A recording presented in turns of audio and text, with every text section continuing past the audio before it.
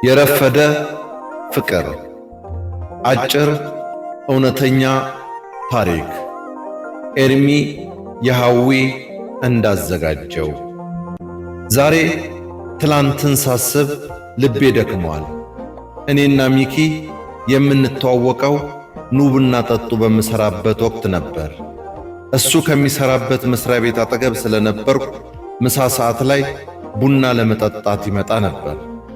ታዲያ ሳላስበው ምክንያቱ ሳይገባኝ ይናፍቀኝ ጀመር። ሰዓቱ ሲደርስ የልቤ ትርታ ይለያል። አንድ ቀን ያለ ሰዓቱ ሚኪ በንዴት በግኖ እኔ ጋር መጣ። የማስተናግደው ሰው አልነበረም እና ቀርቤ ምን ሆነህ ነው አልኩት። በዚህ ነበር መግባባት የቻልነው። እሱም የገጠመውን አወራኝ። ከዛ ቀን በኋላ መደዋወል መገናኘት ጀመረ። ሚኪን ስቀርበው ይበልጥ ተሸነፍኩለት። የልቤን ፍቅር በልቤ ይዤው ሳለው ሚኪ የፍቅር ጥያቄ አቀረበልኝ። በቃ ፈገግታዬ ጎልቶ ታየ። ዓለም የኔ ሆነች። ደጄን አልፎ ልቤ የገባ የፍቅር ሰው ሆነልኝ። ከሚኪ ጋር የፍቅርን ጊዜያት በፍቅር ማለፍ ጀመር። ተስፋ የጠነከረ ሕልመኛ ተስፋ ሆንኩኝ።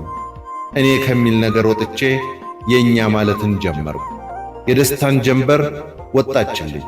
ለተሻለ ሕይወት በማሰቤ አረገባ አገር ለመሄድ ማሰቤን ለሚኪ አወራሁት። ሚኪም ውሳኔው ያንቺ ነው፣ እኔ ቅር ብዬ ከሕልምሽ አላስቀርሽም፣ ሂጂ ብዬም ለመከራ አልተውሽም። ግን አንድ ነገር አውቃለሁ፣ እስከምትመጪ ታምኜ ጠብቅሻለሁ ብሎ ፍቅሩን እውነቱን ነገረኝ። ልቤ አንዴ ወስኗል እና የስደት ኑሮን በቤሩት ጀመርኩኝ። ከሚኪ ጋር በየቀኑ እናወራ ነበር። ስሰራ እንኳን ሐሳቤ እሱ ጋር ነበር።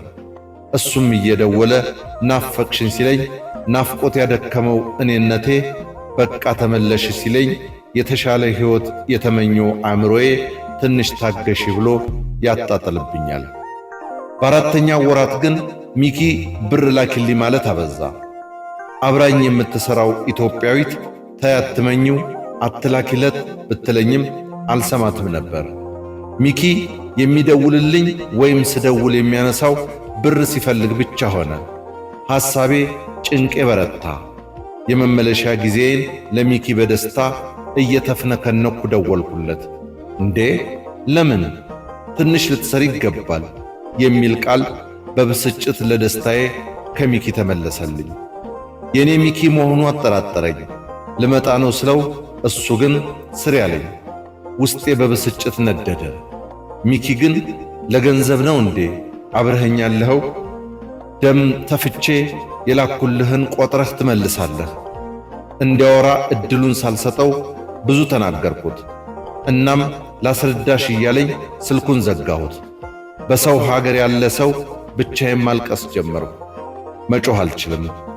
ፈጣሪ ይመስገን በሰላም ወደ ሀገር የገባሁ። ይዤ የመጣሁት እልህና ሚኪን ለመበቀል ነበር። ምክንያቱም ስልኩን እንኳን ዘግቼው ይቅርታ እንዲለኝ እየጠበቅኩ ነበር።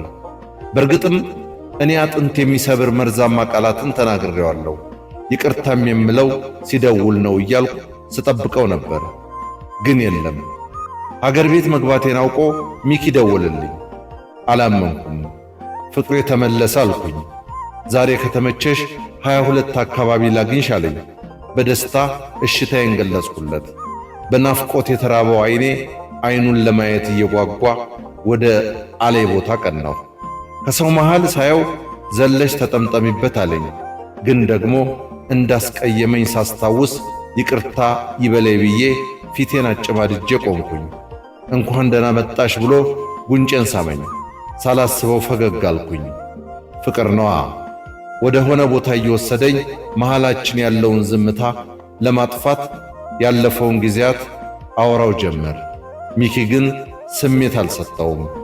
እኔ ብቻ ስፍነከነክ በደስታ እሱ ላይ ግን አንዳች ህመም ይታይበታል።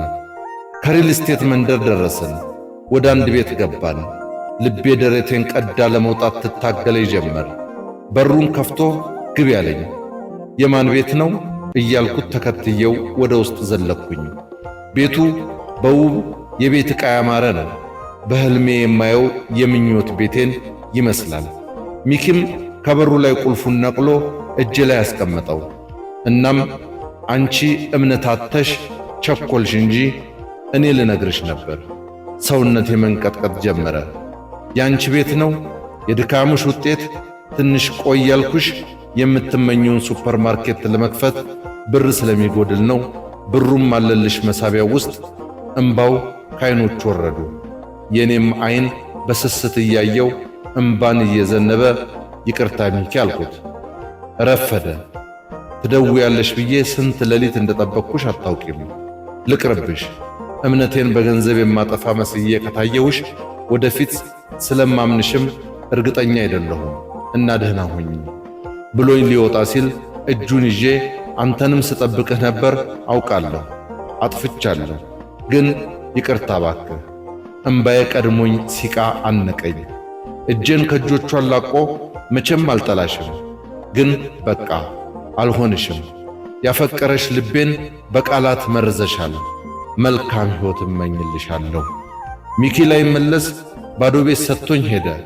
ቸኩዬ መናገሬ እና አርፍጄ ይቅርታ መጠየቄ ፍቅሬን አሳጣኝ።